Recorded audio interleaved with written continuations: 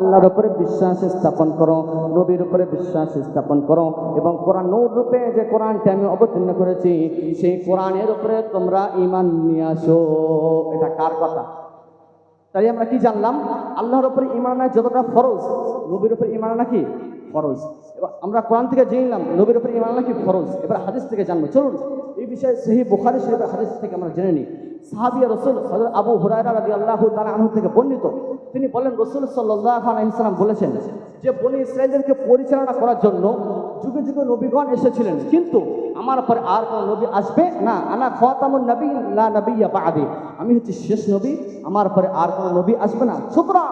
সুতরাং আমি হচ্ছি শেষ নবী, আমার পরে আর কোনো নবী আসবে না। আমি যে কথা বলছিলাম যে ঈমান এমন একটি সম্পদ, আমাদের সকলকে আল্লাহর উপর যেমন ঈমান নাকি ফরজ, ঠিক ততটুকুভাবে নবীর উপর ঈমান নাকি ফরজ। কেননা কোরআন এবং হাদিস রিসার্চ করলে দেখা যায় বিশ্বনবী সাল্লাল্লাহু আলাইহি ওয়াসাল্লামের উপরে প্রত্যেকটি মুসলমানের উপরে 5টি হক আছে। কয়টি হক? 5টি হক। আমরা প্রথম হক জেনে নেব, বিশ্বনবী সাল্লাল্লাহু আলাইহি ওয়াসাল্লামের উপরে কি ঈমান আনা। আমরা এই হাদিস, কোরআন এবং হাদিস থেকে জানলাম যে নবীর উপরে কি ঈমান আনতে হবে। দ্বিতীয় হক হচ্ছে কি, তাকে মনে প্রাণে ভালোবাসা, তাকে নিজের জানের চেয়ে বেশি ভালোবাসা। এই বিষয়ে কোরআন হাদিস কি বলে শুনবো। এই বিষয়ে হাদিস বুখারী শরীফের, সহিহ বুখারী শরীফের 15 নম্বর হাদিস থেকে আমরা জানবো। বিশ্বনবী সাল্লাল্লাহু আলাইহি ওয়াসাল্লাম বলেন, লা ইউমিনু আহাদুকুম হাত্তা আকুনা আহাব্বা ইলাইহি মিন ওয়ালিদিহি ওয়া ওয়ালাদিহি ওয়ান নাসি আজমাইন।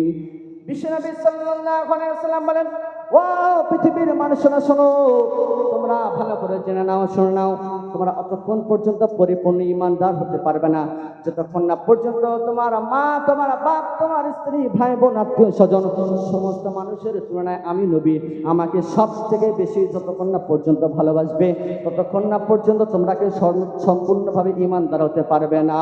এটা কার কথা? এই বিষয়টি হাদিস শুনবো। হযরত ওমর রাদিয়াল্লাহু তাআলা আনহু বলেন, ও নবী, আপনি আমার কাছে আমার নিজের জানের চেয়ে প্রিয় নন, বরং আপনি আমার কাছে, আমি আপনাকে অনেক ভালোবাসি, কিন্তু আপনি আমার জানের চেয়ে প্রিয় নন। বিশ্বনবী সাল্লাল্লাহু আলাইহি ওয়াসাল্লাম বলেন, ও আমার সাহাবী ওমর, তুমি শুনে নাও, জেনে নাও, আমি তোমার কাছে বলে দিই, শুনে নাও, যতক্ষণ না পর্যন্ত আমি নবী তোমার নিজের জানের চেয়ে যতক্ষণ না প্রাণ প্রিয় হব ততক্ষণ পর্যন্ত তুমি সম্পূর্ণ ঈমানদার হতে পারবে না। সঙ্গে সঙ্গে হযরত ওমর রাদিয়াল্লাহু তাআলা বলেন, ও নবী, ও আমার প্রাণ প্রিয় নবী, শোনো, এখন আমি ওমর ঘোষণা দিয়ে দিলাম, এখন থেকে আপনি আমার কাছে আমার নিজের জানের চেয়ে বেশি প্রিয়।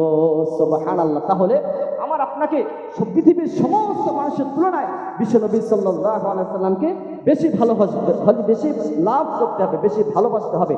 আমরা প্রত্যেকটা মুসলমানের উপরে বিশ্বনবী সাল্লাল্লাহু আলাইহি ওয়াসাল্লামের প্রতি 5টি হক আছে। প্রথমটা কি?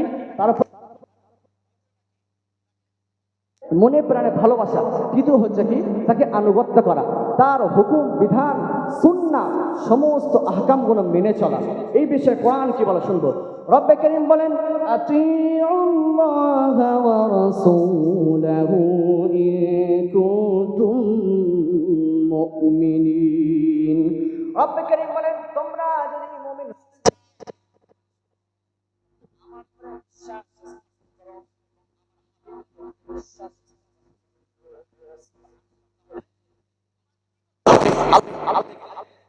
ভালোবাসতে হবে, তাই না?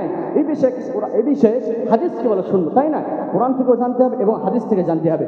এই বিষয়ে ইবনে মাজাহ শরীফের হাদিস, বিশ্বনবী সাল্লাল্লাহু আলাইহি ওয়াসাল্লাম বলেন, মান আতানি ফাকাদ আতাল্লাহ ওয়া মান আসানি ফাকাদ আসাল্লাহ। যেই ব্যক্তি আমাকে অনুসরণ করলো, যেই ব্যক্তি আমার হুকুম বিধি বিধানগুলো মেনে চললো, সেই যেন আল্লাহর হুকুমগুলো মেনে চললো, এবং যেই ব্যক্তি আমাকে অনুসরণ করলো সে যেন আল্লাহকে অনুসরণ করলো, এবং যেই ব্যক্তি আমাকে না স্বীকৃতি করলো, আমাকে কুফরি করলো, সে যেন স্বয়ং আল্লাহকে না কুফরি করলো। তাহলে আমাদের এই হাদিস এবং এই আয়াত থেকে বোঝা যায় যে আল্লাহকে পেতে গেলে সর্বপ্রথম কাকে ভালোবাসতে হবে? নবীকে ভালোবাসতে, তাই তো নাকি? তাহলে কোরআন এই বিষয়ে কি বলে, চলুন জেনে আসি কোরআন কি বলে। রব্বে কারীম বলেন, কুল ইন কুনতুম তুহিব্বুনাল্লাহা ফাত্তাবিউনি ইউহিব্বুকুমুল্লাহ ওয়া ইয়াগফির লাকুম যুনুবাকুম ওয়াল্লাহু গফুরুর রহিম। জোরে হবে না সুবহানাল্লাহ?